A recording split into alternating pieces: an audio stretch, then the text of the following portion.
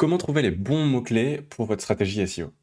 Le SEO, c'est rien d'autre que d'être présent dans les résultats de recherche de Google, de Bing, enfin bref, d'un moteur de recherche, sur les intentions qui vont être pertinentes pour votre entreprise et que les utilisateurs vont chercher. Parce que le SEO, c'est des utilisateurs qui ont des questions, qui font une requête, et l'idée, c'est d'être présent sur les requêtes qui font du sens pour votre projet, pour votre entreprise. Et donc trouver ces mots-clés est essentiel pour justement avoir une stratégie SEO qui est pertinente pour avoir beaucoup de gens pertinents pour votre entreprise qui viennent sur votre site. Alors comment on fait pour trouver les bons mots-clés pour son entreprise? C'est ce que je vous montre pas à pas et complètement aujourd'hui dans cette vidéo. Ce que je vous propose, c'est qu'on aille sur l'outil Une de page que j'ai créé qui permet de faire énormément de choses sur la recherche de mots-clés. On a donc une fonctionnalité qui nous permet dans un premier temps de trouver des idées. Et pour cet exemple, je vais vous proposer une petite étude de cas où on se dit qu'on a une entreprise qui fait des planches de surf.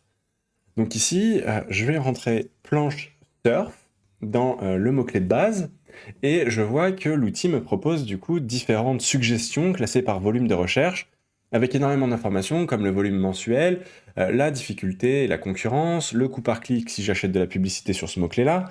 Vous savez, les résultats qu'il y a en haut de Google avec écrit sponsorisé si des gens achètent de la publicité, le nombre de résultats qu'il va y avoir et une estimation de l'intention de recherche. Et là, on peut voir donc une liste de mots-clés. Ces mots-clés-là peuvent être assez similaires. Par exemple, on voit que planche de surf et planche surf, c'est quand même quelque chose qui peut être assez similaire. On voit que planche surf, c'est ce que j'ai mis pour avoir la base, et il a trouvé ça. Donc on va se dire, moi, ça m'intéresse, ça m'intéresse, ça m'intéresse, mais peut-être que planche de surf déco et planche de surf décoration, ça va être la même chose. Mais ça, en fait, c'est justement à ça que va nous servir une 2 pages. Là, je fais un tour des mots-clés qui vont m'intéresser. Donc là, j'ai plusieurs fois déco avec un ou sans accent, je peux les sélectionner. Je vais faire dessin planche de surf pour débuter, débutant. Je vais aller chercher planche de surf électrique. Je vais prendre planche de surf pour déco, qui est peut-être quelque chose d'un petit peu différent. Surfer avec une petite planche qui a une difficulté qui est assez faible, ça peut être intéressant. Taille de la planche de surf, quelle taille, location de planche de surf, intéressant. On peut prendre occasion. Je vais prendre en score planche de surf gonflable, je vais essayer d'aller à 20 mots-clés, housse de planche de surf, et je vais prendre wax planche de surf. Voilà, là j'ai sélectionné une vingtaine de requêtes, 20 exactement, et en fait l'idée ça va être de savoir si donc ces requêtes, l'intérêt de cet outil c'est qu'il nous dit les requêtes qui sont cherchées, parce que si je mets quelque chose d'alambiqué, planche de surf de taille 22 pour débutants, en fait c'est effectivement très ciblé, c'est ce qu'on appelle des mots-clés de long tail, de longue traîne, mais en fait ça fait beaucoup de mots et les gens vont pas le chercher, potentiellement personne, ou peut-être une personne dans l'année, va chercher ce mot-clé-là. Et donc en fait, c'est assez peu pertinent d'aller chercher ces mots-clés-là. L'idée, c'est de trouver un bon compromis entre exactement ce qu'on fait et ce que les gens cherchent vraiment. Une fois qu'on a ce compromis, et c'est pour ça que l'outil de suggestion est particulièrement intéressant, on peut aller dans l'idée de... il faut arriver à se dire, est-ce que ces mots-clés-là sont justement des pages à faire différentes, ou est-ce que c'est la même page? Le risque ici, c'est que planche de surf déco, décoration, ou avec un accent, ou alors planche de surf pour décoration, parce que est-ce que c'est Google considère que c'est décorer sa planche de surf et utiliser une planche de surf pour décorer à l'intérieur, ou alors est-ce qu'il va présenter les mêmes résultats de recherche, et dans ce cas-là, il n'y a qu'une seule page à faire. Pour ça, maintenant que j'ai choisi mes mots-clés, il me suffit de cliquer ici, et il va envoyer les mots-clés en analyse. Donc je peux aller voir ici en cliquant tout simplement, ou alors en me rendant dans Comparer en bulk. Et là, je vois qu'il est en train de faire une comparaison qui est en cours, ça va prendre quelques temps, avec tous les mots-clés que j'ai sélectionnés. Je peux donc attendre un tout petit peu, il va aller analyser ces mots-clés-là. Et l'idée de cette analyse, et je peux effectivement faire donc, la recherche sur une 2 pages ou sur un autre outil que je préfère, ou alors juste même par ma recherche personnelle. Et l'idée, c'est que je rentre tous mes mots-clés ici, donc planche de surf, etc. Et envoyer le même test ici. Là, il me reste plus qu'à attendre un tout petit peu pour que les résultats soient obtenus.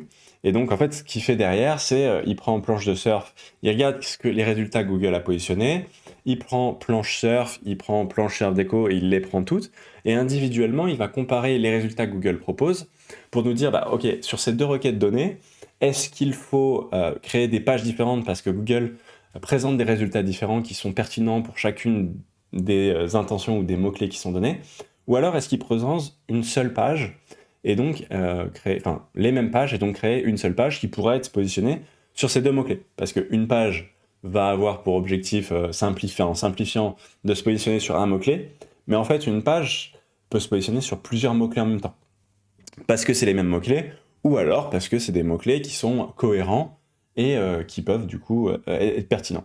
Et on pourra voir dans une autre vidéo que ça nous permet justement, cette stratégie, d'aller trouver énormément de mots-clés pertinents par rapport à notre site, notre thématique, que Google va positionner, enfin sur lesquels Google va positionner des pages à nous, mais qui ne sont pas optimisées pour ces mots-clés-là, et donc on peut créer des pages différentes pour ces mots-clés-là, mais on verra ça dans une autre vidéo. Donc je vous invite à vous abonner à la chaîne et à suivre la prochaine vidéo.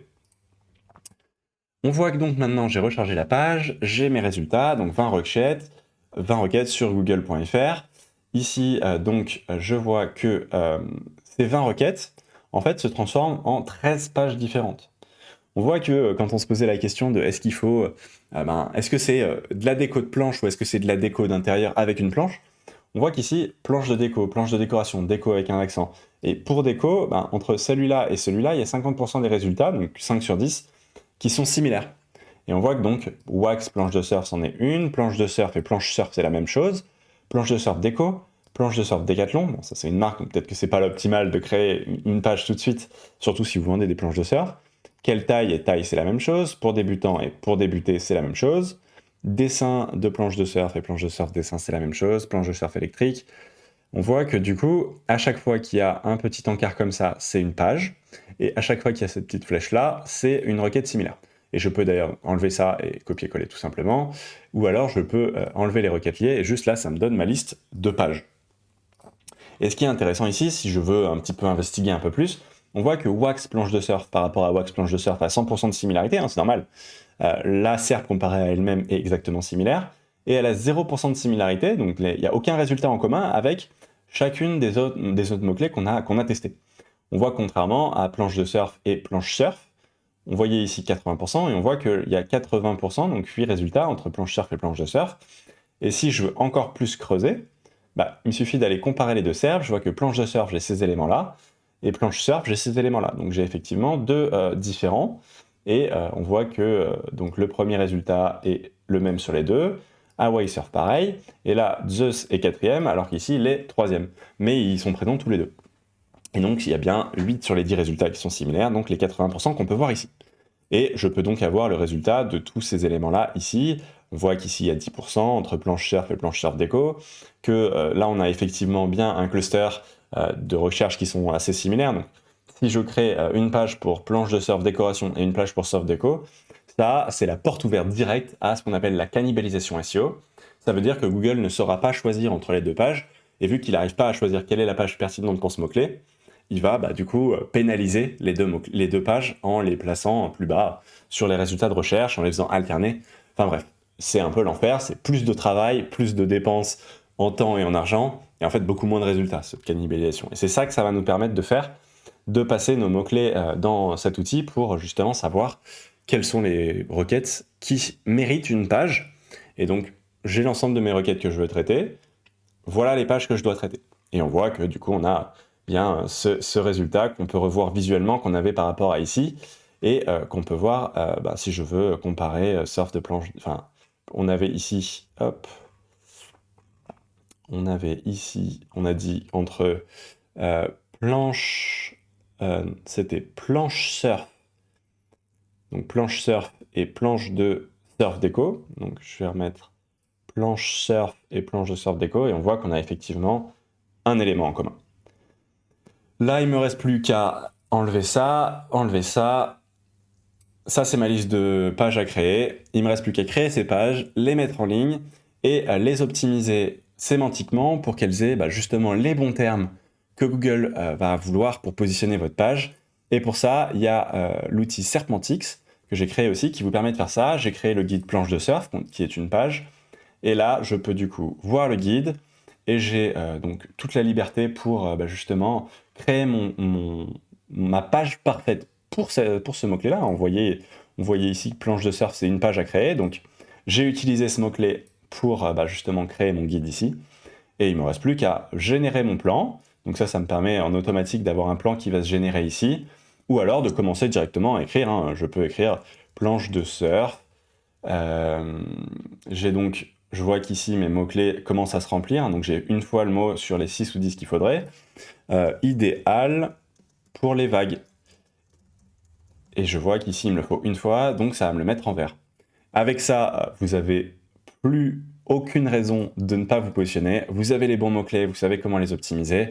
On verra dans un second temps comment on fait pour bien optimiser. Ça, c'est une vidéo dédiée. Je vous expliquerai tout sur Serpentix et comment on fait pour optimiser parfaitement votre contenu pour être présent sur Google et comment on fait pour avoir le bon nombre de liens, donc l'autorité de votre page. Ça, c'est dans la prochaine. Donc, je vous dis à nouveau, abonnez-vous et je vous dis à très vite.